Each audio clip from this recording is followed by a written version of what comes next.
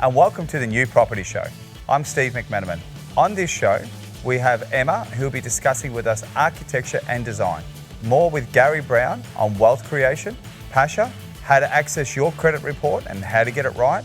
We will hear from our panel, but first, Rory has ideas on putting a plan in place. So over the last couple of episodes, we've spoken about getting a goal, we've spoken about creating a budget, now it's about putting a plan in place to reach that goal. We know what the goal is, we know how much money we can get out of your budget to throw towards it, so now how are we going to actually achieve this goal, and let's set that plan in place to get there. So there's some very different ways of doing this, and a lot of the experts have different ways of showing you how to achieve those goals. And the one plan that works is absolutely the one you're going to stick to.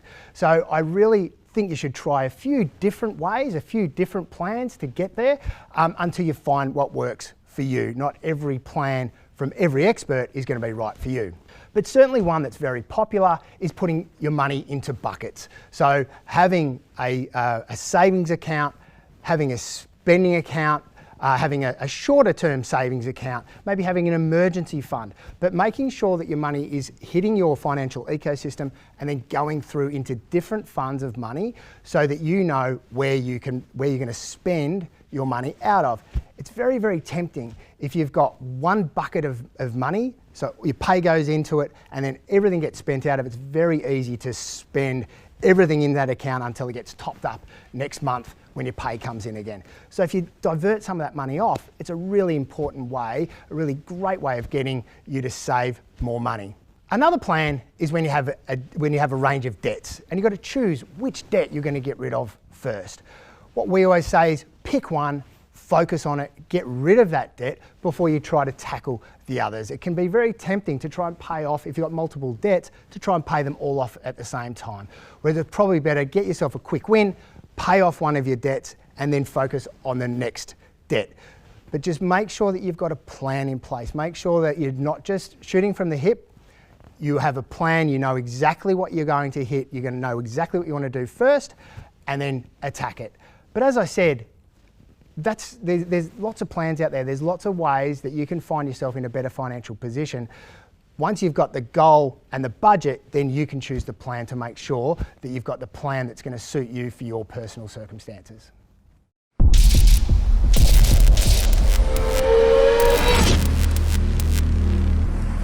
Emma, welcome to the New Property Show. Thank you for joining us today. Yeah, thank you for having me. Very exciting to have an architect. How did that come to be?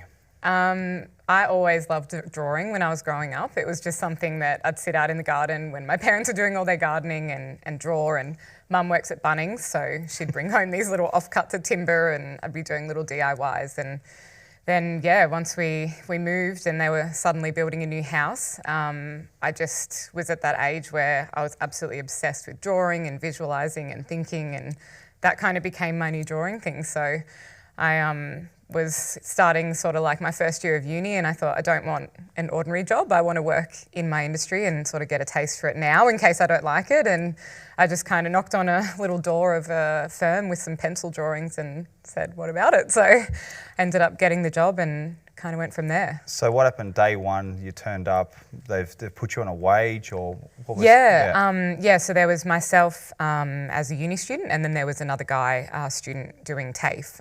So that's kind of the two pathways, I guess, if you want to do drafting or architecture. And unfortunately for me, you need a bit of paper, so that involved 5 years of uni. I think it's 6 now, but it was the 4-year bachelor's and a 1-year master's, and I worked part-time throughout the whole thing because you can kind of juggle that with your degree.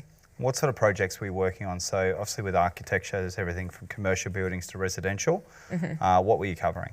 It's very broad, and it's kind of like that. I always said my dream role would be an all-rounder, and you kind of fall into that by default, because when you work in those medium-sized or even large practices, like anything can come across the desk. So it might be a really beautiful high-end home, and then the following week you're doing, multi-residential apartments. You might get access to really big towers, and then all of a sudden you're doing like a shopping centre or a retail fit-out. And I've done some hotels and things as well. So even offices, during lockdown, I was working on a lot of office projects because they were kind of more government funded. So the ball kept rolling on those. And you kind of find there's not something I haven't really done. I've even done like, military and hospitals and just everything. You're saying too, like I've said earlier, that you've also done reviews, because with the new home industry, typically a lot of people would walk in with the design kind of preset. Yep. At what point can you help them out, and what are some of the tweaks that you'd normally do to a floor plan? So in terms of like the volume builders where you might have a pre-done plan? Where somebody may not necessarily have gone to an architect first, they've gone and got a few ideas, they've brought them to you. And I used to cut and paste a lot and stick them together. Yeah. Can you sort of piece the puzzle together from there? Absolutely, yeah. I think there's certain kind of, I don't want to say trends, but there are things that people just kind of are interested in including in their home now. So a butler's pantry is a really good example of one that I'm seeing come up a lot, because people really enjoy having that secondary space where you can kind of hide the mess. Maybe it's got a door, you've got a larger pantry, and that's something that may not often be on some of those plans if they're a little bit of a legacy sort of thing, or someone just kind of hasn't thought about it. And those are the things that I can do a quick tweak on. Another one might be a really generous wardrobe space that has a little bit more customized joinery to sort of suit the client in a bit more of maybe like a his and hers sort of wardrobe, or just something a little bit more aspirational and unique that's not going to change the bones of the house too much, but it's just a really interesting inclusion. So it's nice to know that customers can actually come and see you sort of any stage. But if they wanted to see you, for example, they were doing a knockdown rebuild, and we're talking about Bayside earlier, maybe down towards that Mornington Peninsula, what do they normally need to come armed with in terms of, obviously going to need a house or a knockdown rebuild? Yep. What do your clients, what's their brief need to look like? I think the briefing process is definitely where I'd like to spend the most time with people, and that's just purely because we're talking about verbal communication or an image in someone's mind, and you've got to then translate it to drawings and a 3D thing and eventually a building. So it's kind of like every industry or every relationship in your life, you need to have really strong communication, and people have different styles. So I would say like meeting up with people a couple of times, whether it be on site, getting them to bring you like some Pinterest pictures to put together, and getting really specific about what it is that they want as an end result. Like if it's going to be an add-on, it's like great, then we can try and look more at a budget or something, and figuring out what is the house missing that you really need. Is it just a push for some extra room because your family is growing? Or if it's a complete knockdown rebuild, then it's really exciting because you can meet them and then kind of get a holistic overview of how they might want to use the space. But then you can go to the site and sort of start to explain to someone that we're not kind of just talking about four walls. Like we've got the boundary fence, and you've got the land and the neighbours and the aspect, and your unique site has, its certain orientation and things to consider as well. So you can really... In terms of light and everything as well. So yeah, are you playing around with double brick or cladding? What are some of the external features you really like to play around with to finish off a house? I really love the trend more towards a little bit of more solid, timeless design. So if you've spent any time up in Brisbane recently, you're probably seeing a lot of Brisbane stuff is trending, and they're kind of really enjoying the Melbourne designers, because we have sort of more sturdy buildings down here just due to the fact that like the weather is a little bit crazy in winter, and that kind of thing is, it kind of gives you some really beautiful elements in the design. So you might have more solid pillars, or some of those archways and things are coming back. And I think that's really beautiful, because even if it's a warmer climate, you can kind of create those breezeways and things outside that it sort of separates from a flat facade, and it starts really adding a bit more volume and visual interest. And, when you say light, then the sunlight filters through differently, and it starts to become a really sculptural, beautiful building without necessarily needing to cost a ton more. It's just about using the facade you would have already paid for in a more interesting way. I've seen with a few of the car enthusiasts also too, in terms of the typical garage now with a polished floor. Yeah. Maybe some halo lighting going in there as well. Yeah. Have you done any designs there where I guess the garage sort of faces internally into the home itself, where they might have a partition of glass through there as well? I've actually seen a couple of designs like that. Very exciting. Yeah, I think you kind of see those quite a lot throughout the, I guess, more affluent areas like in Toorak. There's people that have got a car collection that they're pretty proud of, and they sort of want to have, it's usually in a basement space, right, as well, because you're sort of heading down there for security reasons, but also just because there's only so much you can go up, so you've got to go down to make that extra room. But I have seen a really cool development that I worked on in the past, and it did have that. It was a glass wall into the cars in there. It had all of the beautiful, like it was kind of like a really cool workshopped joinery space that was done up. The ceiling and everything had all those kind of lighting finishes, polished floors, and it had like a bar and a games room on the opposite side. So it kind of became like the modern man cave in a way, because instead of spending time in the shed, you're bringing the boys down, and it had like a cinema, a bar and a games room and the garage kind of all must feel intermingling. Amazing to, I guess, bring that much joy to people's lives. So what I'd like to ask next is the complicated bit. Really, typically they've done the design. Now you got to work with engineers and builders. Yeah. So how does that marry together? What's more important, and how would you recommend a builder in 2023? Yeah.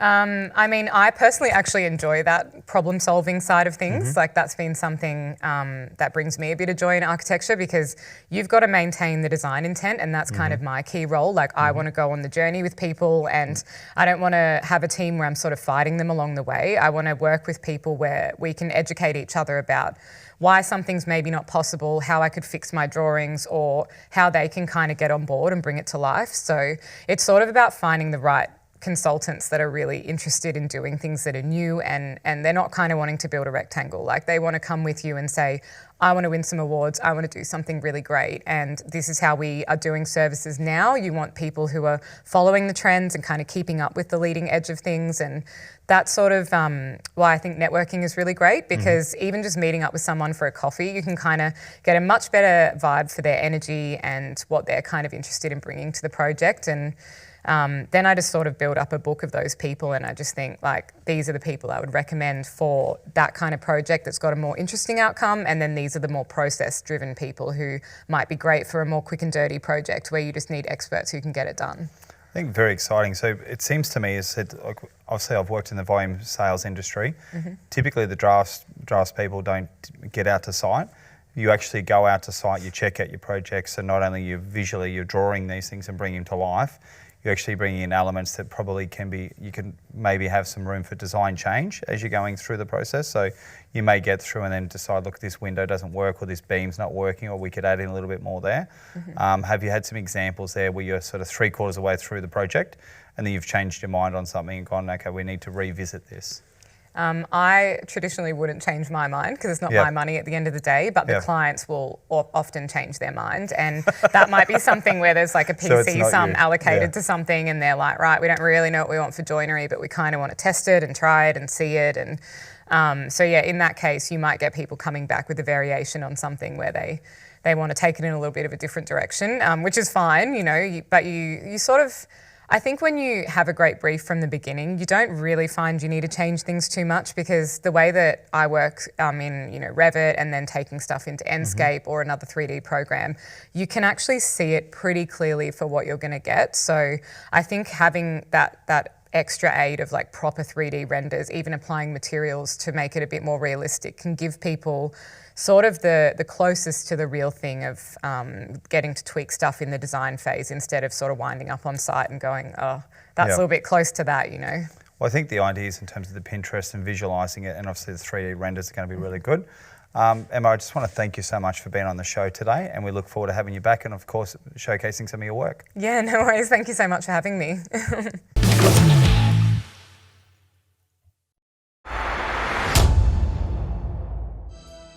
In today's segment, we're going to discuss purchasing an investment property under a company. So firstly, let's discuss a company. So a company is a separate legal entity that has a director or directors, has shareholders or shareholders. And it doesn't have the ability to be able to issue out a dividend to random people. That's really important for later. Under the company, we're going to have two different methods of calculating income tax. So if we're investing, we'll be calculating income tax based on 30% tax rate. But if we're running a business, a small business, we'll be calculating it on 25%. For the purposes of this segment, we're going to be talking about the 30% tax rate, because we are thinking about having a property under the company. Now, why this is important is because individuals have a progressive marginal tax rate. That means that as we earn more income, we'll pay a higher amount of taxes, a higher percentage.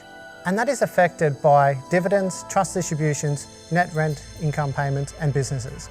So the more money that gets distributed or allocated to an individual, the higher the tax rate's going to be. If you look up on the screen, you'll see the different tax rates for the individuals. And why this is important is because a company can only issue out a dividend to the shareholders. So what happens when a company issues out a dividend to a shareholder and that shareholder has to pay additional tax? We call that top-up tax.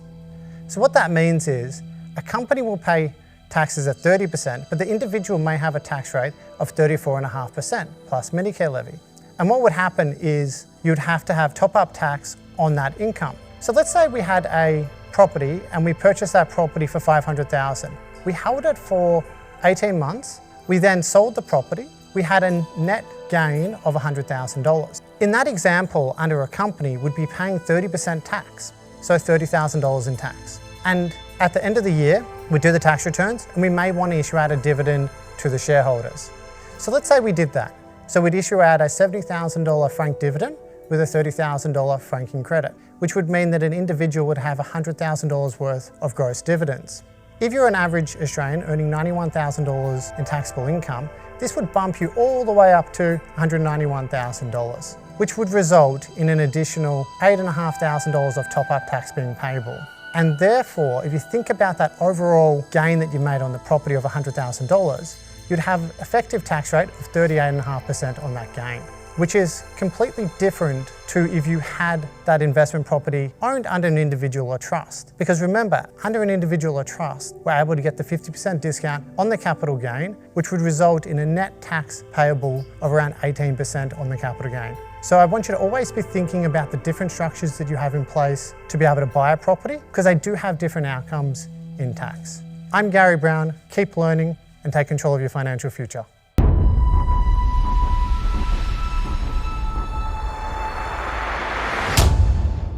Pasha, welcome to the new property show. Thank you very much. Lovely to be here. Today we're going to talk about credit reports.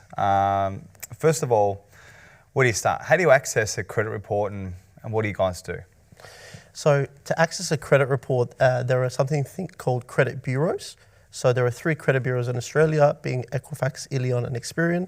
You can access your credit report from one of the 3 websites listed on screen right now, but you could also contact us directly and we can obtain your credit report for you. And what do you think a credit report, what's the use of a credit report? What does it actually help you ascertain? Interesting question. So I guess the short of it is a credit report is a good indicator about your financial health, similar to like a blood report would be from a doctor. So it gives someone who wants to lend you money or to assess if you're credit worthy, to determine if you are a good repayer or you've had good history, to make a determination on what type of products would be available for you from a finance point of view. What are you typically seeing on them? Is it utilities? Is it loans? What's actually picked up and what are the current trends? So you have a variety of items listed. So for example, your credit card, personal loans, home loans, they'll be listed in including how you're making your repayments, if on time or not, for example. So that's called your repayment history information. Then you have, for example, utility providers and telcos.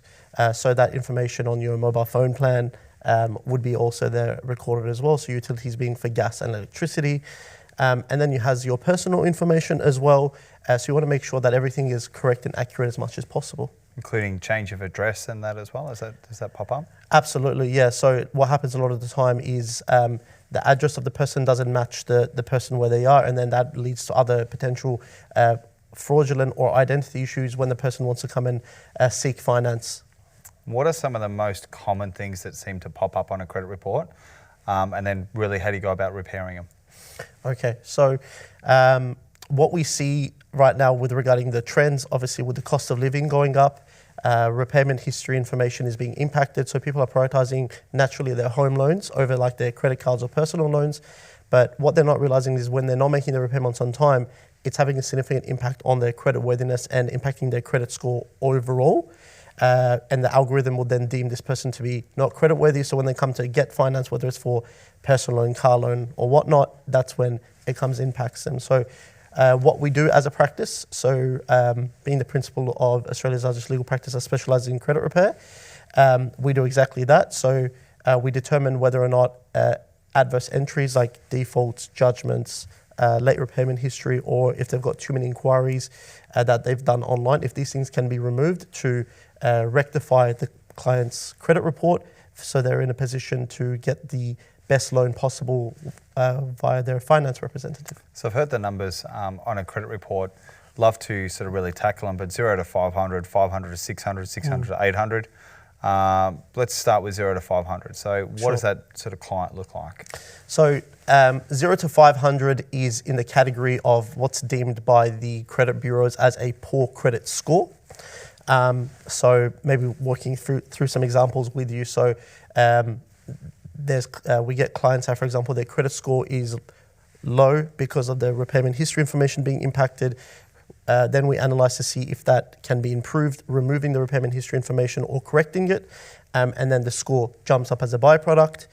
Between that 500 to 600 category, that's better, but it's still probably not going to get you into that excellent category to be eligible for the best, lowest interest rates possible out there when seeking finance. So as an example, sometimes we get clients that are trying to get car loans and their credit score is just below where it needs to be. So it's good, but it's not excellent.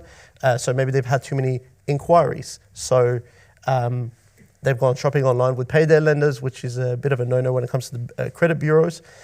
So we look at if those items can be removed by analysing with the client, and the credit score goes up, then the client would be then eligible to get that car loan that they wanted to. And then you've got your ideal category, so excellent, anything probably above 700 and above, so it goes up to a scale of 0 to 1200. That's where you want to be to be able to seek the best financial products available and to go for the best interest rates to stay away from non-conforming lenders, if you would. Okay, I didn't realise the number went all the way to 1200. What's a client look like that's over 1,000? You mean that's pretty blessed.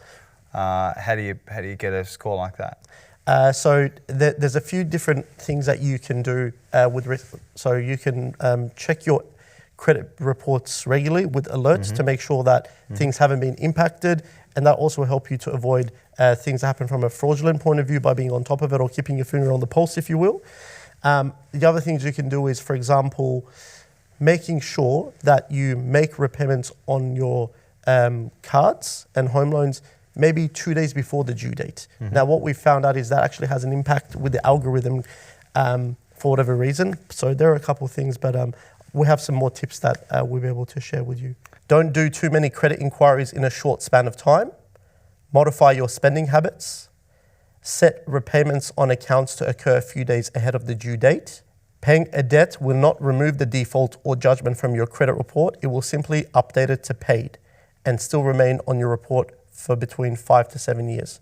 So be sure to contact us before you pay it. Don't ignore the debts because defaults can be relisted. Identity fraud. So make sure you keep your credit reports and check on it regularly to avoid any identity issues. What about a client that has not obtained a loan before? They're 25 years of age. Sure. They've been taught the philosophy of cash, cash, cash. They live with mum and dad. They actually don't have a loan. Would you suggest they actually should start building some sort of credit history? Should they go and take a small personal loan out or credit card? Because sometimes there's no such thing as always the perfect client. Sure. But they go to apply for a loan and they haven't really ever had anything before. So what would you suggest in that scenario? Firstly, I'd be saying before you do anything, speak to your finance representative. They know best to be able to indicate for you, I guess from a credit reporting point of view, where you're positioned. If your credit report is poor or low because you have adverse entries on there like defaults and judgments because in a previous lifetime something's happened, then that's when we can also get involved to help rectify those items to make your credit score go up. So I think it's important to categorize that there's a difference between your credit score and credit worthiness. They are interrelated, but you've got, for example, we've got clients that will come with an excellent credit score of 800, but because they've got a negative listing or an adverse entry on their credit report, that then doesn't fit a good lender's policy. So it's important to rectify those issues before you apply for finance. Last question. If somebody's got, let's say they had a few outstanding matters, and the only real way forward for them was to consolidate debt, would you recommend that practice, and how would you go about that? So, for example, before they can move on to purchasing their home, for example, they've got a few matters of 2,000, 4,000, 1,000. Would you recommend consolidating, cleaning all that bad debt back up, and then moving forward? Again, I would be saying speak to the finance representative to make sure what your strategy is, so it doesn't impact your borrowing capacity, because right now, obviously with the higher interest rate, tighter lending policies, people can't borrow as much as they could before COVID.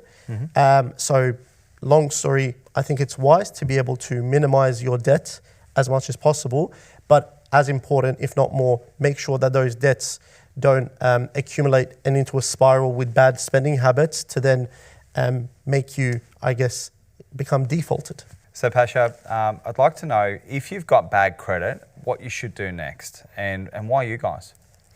So first thing is don't apply for any more types of finance. First, we need to stem the bleeding, if you will. So first thing is to get in contact. If you've got a copy of the credit report, feel free to share it with us. If not, we can order it. The one that we order doesn't impact your credit score at all. It's a file access, so then we'll run a upfront analysis with you, and I guess that points into one reason why us, to answer your question. So the client gets to speak to a solicitor trained in credit repair and credit law to make sure there is grounds that we're able to assist. So we'll speak to you on the phone, find out what, because each person's case is different, and it doesn't have to be something big. It doesn't have to be a huge life event. It could be the smallest reason. So 99% of people pay their bills on time. There's always a reason why we don't. And if we can look at that, and then we can be able to open that up and tell you upfront whether or not we can assist. So if we can, fantastic, we can talk about the process moving forward. But if we can't, then we'll try to steer you in the right way about what you can do for now. Beautiful, great tips. Look forward to having you back on the show, and thank you for joining us today on the New Property Show. Thank you very much. And for all your interested viewers out there, they can contact us via the information on screen, or they can reach out and call us. Beautiful. Thank you so much. Pleasure. Thank you for having me.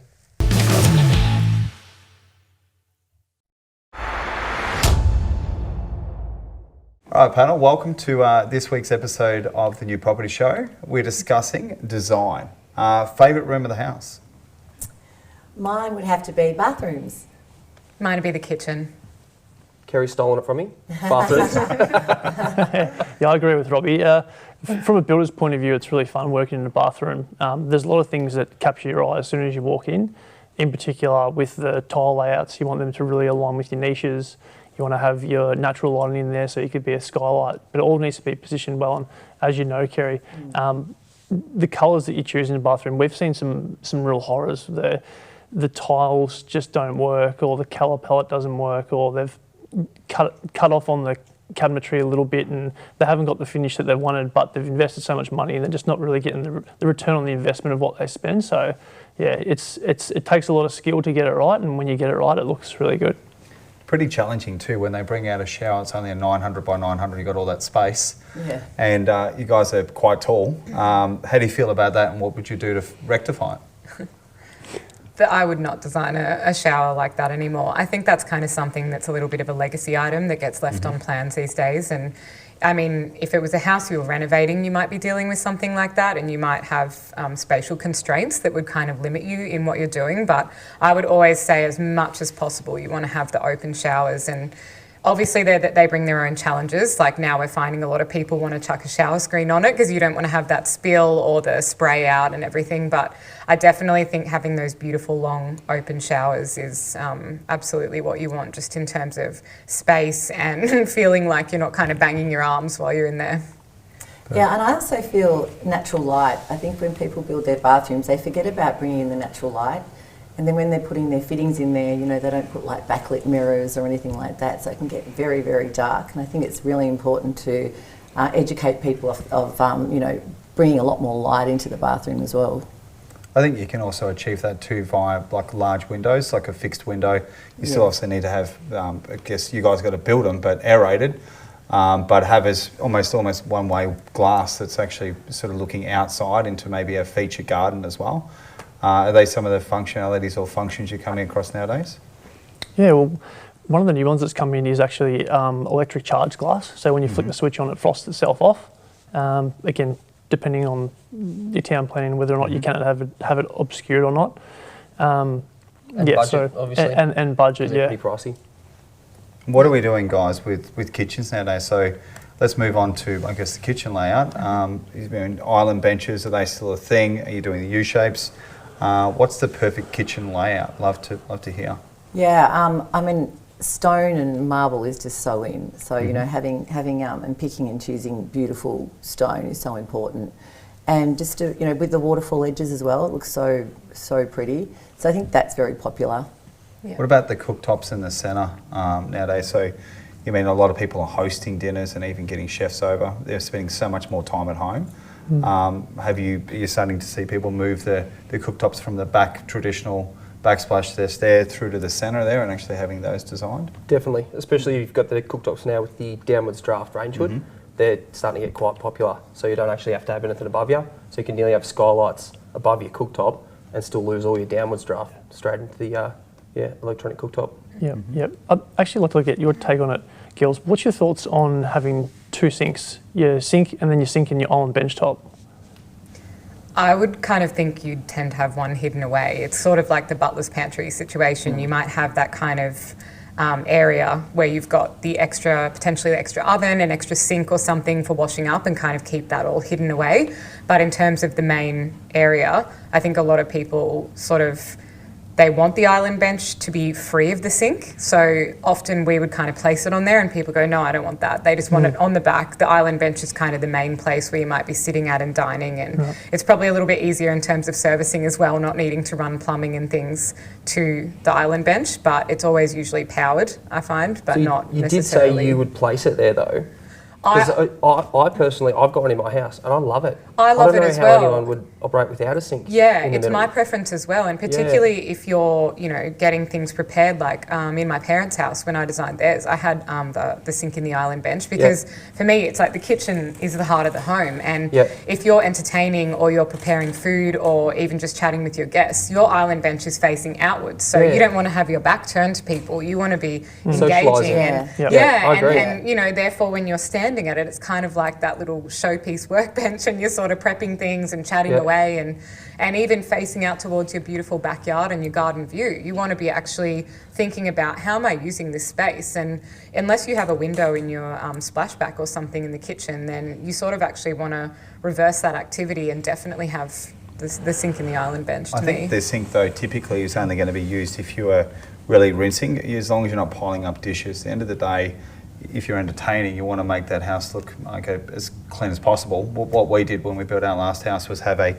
just a small sink there, just for peeling potatoes, entertaining, just washing, whatever. And then we had everything just out the back, so we just threw the dishwasher out the back and all the dishes out there, so you can just clean up, shut the door, put the dishwasher on, and off you go. Declutter. Yeah, I find on trend at the moment is definitely like a second kitchen at the back. So really, what's facing at the front, obviously you've got your fridge and your stove, but everything else is out the back. And I think that's because people just want beautiful, clean lines, and their island bench is a feature, so they don't really want to put sinks in there now. So that's what I'm experiencing with my clients at the moment. They just want everything really clean lines and just nothing sort of facing out the front. A lot of people are using them as their actual dining table as well. If they've they got are. minimal space, Yeah. you do a bit of extra overhang so you can fit, 5 or 6 chairs around it.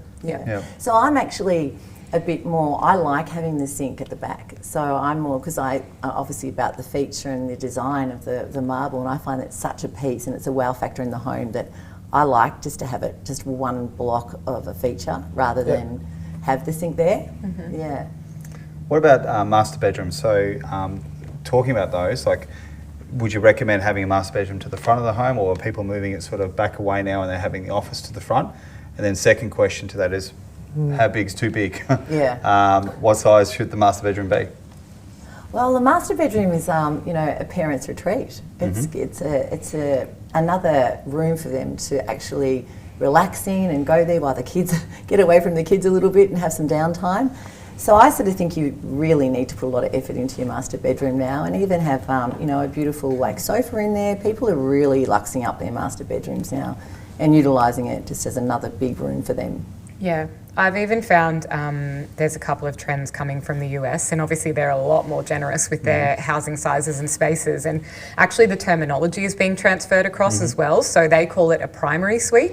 And that kind of language is now being used on some of the more premium developments that I was working on that were high-end sort of apartment buildings and things, and they're actually wanting a lot more amenity. And for it to really, when you say suite, it kind of implies that you're spending a little bit more time in there. So you've got, a really luxurious area with definitely some more loose furniture in there for someone to sit, or maybe even the wardrobe has like a little beauty cabinet in there where someone might actually sit down and do their makeup instead of standing in the bathroom. So Definitely. yeah, It's really like a high-end hotel. yes, Like exactly, it's a hotel suite. exactly you right. can literally go and live there and shut off if you want That's to. right. Yeah. We've seen one of our favourite designs really was when I was selling back for volume builders, was a large master suite. Let's say it's 5 metres by 4. It's absolutely huge.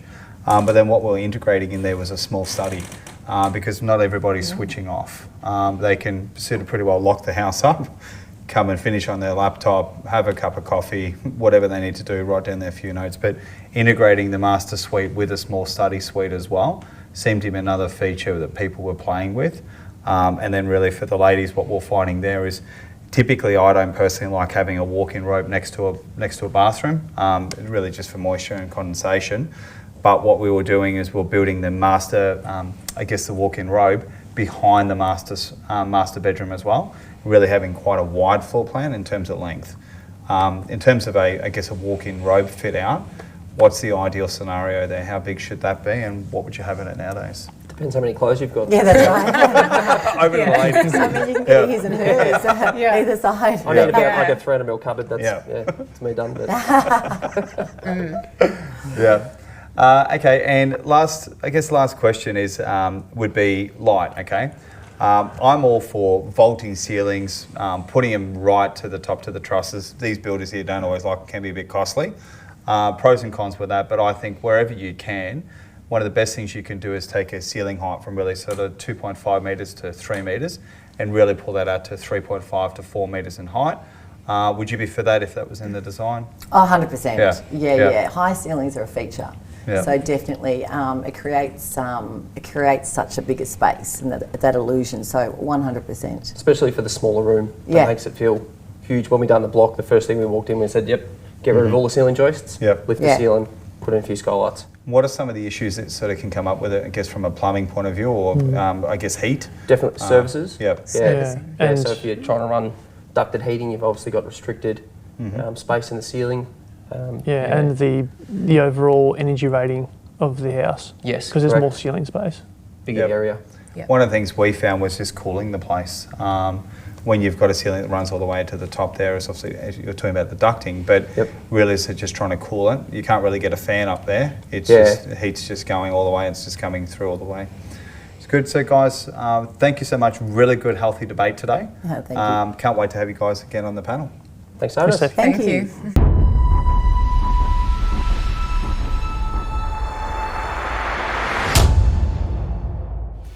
And that's all for this week. We'll see you again next week. And don't forget to check out South East Queensland. Thanks for joining us.